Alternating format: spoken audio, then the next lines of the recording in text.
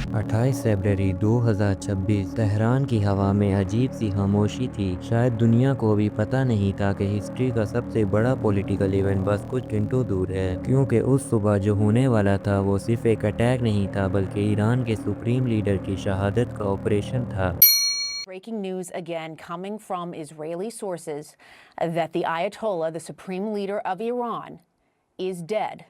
بات مہینوں پہلے ہی شروع ہو چکی تھی جب سینٹرل انٹیلیجنس ایجنسی CIA نے ایران کے سب سے پاورفل شخص آیت اللہ خمینی کی موومنٹ پر نظر رکھنا شروع کی۔ انٹیلیجنس ٹیمز نے ان کی ڈیلی روٹین، باڈی گارڈ کے نیٹ ورک اور کمیونیکیشن پیٹرن سمجھنے کی کوشش کی۔ اس کا سب سے امپورٹنٹ بریک تھرو تب ملا جب خبر آئی کہ خمینی تہران کے بیچ ایک ہائی سیکیورٹی کمپاؤنڈ میں صبح کی میٹنگ کرنے والے ہیں۔ یہ میٹنگ ایران کی پولیٹیکل اور ملٹری لیڈرشپ کے ساتھ ہونے والی تھی، جس میں IRGC کے سینئر کمانڈر بھی شامل ہونے والے تھے۔ اس انفارمیشن کے ملتے ہی اٹیک کا ٹائمنگ چینج کر دیا گیا۔ جو آپریشن اوریجنلی رات کے وقت پلان تھا اسے صبح کی میٹنگ پر شفٹ کر دیا گیا، کیونکہ وار اسٹریٹجی میں سب سے امپورٹنٹ چیز ٹارگٹ کا ایگزیکٹ موومنٹ ہوتا ہے۔ 28 فروری کی صبح اسرائیل کے ایئر بیس پر فائنل آرڈر دیا گیا۔ فائٹر جیٹس کو لانگ ڈسٹینس پریسیژن میزائل کے ساتھ تیار کیا گیا۔ یہ جیٹس سیدھا ایران کے ایئر اسپیس میں داخل نہیں ہوئے بلکہ ڈسٹینس سے ہی گائیڈڈ ویپنز لانچ کرنے کے لیے ڈیزائن کیے گئے تھے۔ لگ بھگ 6 بجے اسرائیل سے جیٹس ٹیک آف کرتے ہیں۔ 2 گھنٹے بعد یہ ایئر کرافٹ ایران کی کیپٹل تہران کے اوپر اٹیک پوزیشن پر آ چکے تھے، اور پھر 9:40 AM صبح کا وقت آتا ہے۔ اس وقت کمپاؤنڈ پر ایک ساتھ ملٹیپل میزائل لانچ کی گئی۔ رپورٹس کے مطابق پہلے منٹ میں لگ بھگ 30 پریسیژن بومز کمپاؤنڈ پر گرائی گئی۔ اٹیک اتنا کوآرڈینیٹڈ تھا کہ بلڈنگ کے ڈفرنٹ پارٹس پر ایک ساتھ اسٹرائک ہوئی۔ اس اسٹرائک کا پرپس ڈیمیج نہیں تھا بلکہ لیڈرشپ سینٹر کو کمپلیٹلی ڈسٹروائے کرنا تھا۔ سیٹلائٹ امیجز بعد میں دکھائی گئی جس میں خمینی کے ریزیڈنس اور میٹنگ کمپلیکس پوری طرح تباہ ہو چکا تھا۔ ہر طرف دھوئیں کے بادل، کولیپس سٹرکچرز اور بروکن سیکیورٹی والز، سب کچھ آپریشن کی انٹینسٹی بتا رہے تھے۔ اس وقت خمینی کمپاؤنڈ کے انڈر گراؤنڈ ایریا میں موجود تھے، لیکن رپورٹس کے مطابق وہ ڈیپسٹ ری انفورس بنکر میں نہیں گئے، جہاں ہیوی بنکر بسٹنگ ویپنز بھی پینیٹریٹ کر سکتے ہیں۔ اٹیک کے اوپننگ فیز میں ہی کمپاؤنڈ پر اتنی زیادہ فائر پاور گرائی گئی کہ اسکیپ کا ٹائم آلموسٹ ختم ہو گیا۔ اسی اٹیک میں خامنئی کے ساتھ ان کے کچھ اور فیملی ممبرز بھی شہید ہو گئے، جیسے کہ ان کی بیٹی، داماد اور پوتی بھی اس اسٹرائک میں جان سے گئے۔ ساتھ ہی ایران کی ٹاپ سیکیورٹی لیڈرشپ پر بھی ہٹ ہوا۔ رپورٹس میں IRGC سینئر اسٹریٹجسٹ محمد پاکپور اور ایڈوائزر علی شمخانی کا نام آیا، جن کی شہادت بھی اس آپریشن کا پارٹ بنی۔ یعنی اس اٹیک میں صرف ایک لیڈر نہیں بلکہ ایران کے ڈیسیژن میکنگ سرکل کا بڑا حصہ ختم ہو گیا۔ اٹیک کے بعد ایران کی گورنمنٹ نے آفیشلی اناؤنس کیا کہ آیت اللہ علی خمینی شہید ہو گئے ہیں۔ جب نیوز ورلڈ میڈیا تک پہنچی تو واشنگٹن اور جیروسلم میں ریئیکشنز آنے لگے۔ ڈونلڈ ٹرمپ نے سوشل میڈیا پر کلیم کیا کہ ایڈوانس انٹیلیجنس ٹریکنگ سسٹم کی وجہ سے خمینی بچ نہیں سکے، اور بنجمن نیتن یاہو نے اسپیچ میں کہا کہ تہران کے بیچ ظلم کا نشان ختم ہو گیا ہے۔ آپریشن منتھس کی پلاننگ کا رزلٹ تھا۔ انٹیلیجنس ٹیم نے خمینی کی موومنٹ کو پیٹرن بیسڈ سرویلنس سے ٹریک کیا، مطلب ان کی travel habits, body guard coordination اور کمیونیکیشن سگنل کو انالائز کیا گیا۔ اٹیک مارننگ ٹائم پر اس لیے کیا گیا کیونکہ ایران نے شاید سوچا تھا کہ دن میں اٹیک نہیں ہو سکتا، لیکن اس صبح میزائل بالکل ان ایکسپیکٹڈ ٹائمنگ پر آئے۔ خمینی 1989 سے ایران کے سپریم لیڈر تھے۔ انہوں نے اسلامک ریولیوشن کے بعد ایران کی پولیٹیکل ڈائریکشن کنٹرول کی۔ ان کی اتھارٹی گورنمنٹ، ملٹری اور جوڈیشری تک پھیلی ہوئی تھی۔ انہوں نے IRGC کو مڈل ایسٹ انفلوئنس اسٹریٹجی کا مین انسٹرومنٹ بنایا، لیکن لاسٹ ایئر میں ایران پر انٹرنیشنل پریشر بڑھتا گیا۔ 2023 میں Gaza conflict, 2025 middle east air campaign اور 2026 کا یہ اٹیک سب مل کر تہران پر اسٹریٹجک پریشر کا پارٹ بنے۔ ایک سوال پھر بھی زندہ ہے، اگر دنیا کا سب سے پروٹیکٹڈ لیڈرز بھی ٹریک ہو سکتے ہیں تو نیکسٹ پاور گیم کا ٹارگٹ کون ہوگا؟